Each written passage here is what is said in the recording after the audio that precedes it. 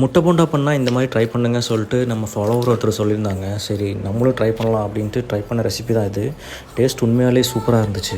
அதுக்கு முன்னாடி என்னோடய வீடியோ பிடிச்சிருந்தால் மறக்காமல் ஃபாலோ பண்ணுங்கள். நான் இதுக்கு ஒரு 3 எக் எடுத்தேன். நீங்கள் உங்களுக்கு தேவைக்கேற்ற மாதிரி எடுத்துக்கோங்க. ஸ்டவ் ஆன் பண்ணிவிட்டு அதை வந்துட்டு பாயில் பண்ணி எடுத்துக்கலாம். பாயில் பண்ண எக்கை வந்துட்டு நம்ம உள்ளே இருக்க எல்லோ மட்டும் தனியாக கட் பண்ணி எடுத்து வச்சுக்கலாம்.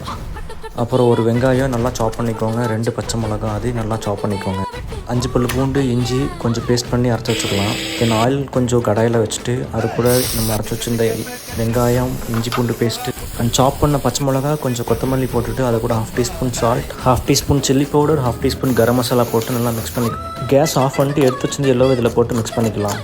1/2 கப் பஜ்ஜி மாவு எடுத்துகிட்டு அதை தண்ணி ஊற்றி கொஞ்சம் கெட்டியாக மிக்ஸ் பண்ணி வச்சுக்கோங்க. அப்புறம் நம்ம கட் பண்ணி வச்சுருந்த அந்த முட்டையோட ஒயிட்டில் நம்ம இந்த ஸ்டஃபிங் ஆட் பண்ணி அதை பஜ்ஜி மாவில் மிக்ஸ் பண்ணி சுட்டு எடுத்தோம் அப்படின்னா டேஸ்டியான முட்டை போண்டா ரெடி. நீங்களும் ட்ரை பண்ணிவிட்டு எப்படி வந்துச்சுங்கிறத கமெண்ட் பண்ணுங்கள். தேங்க்யூ.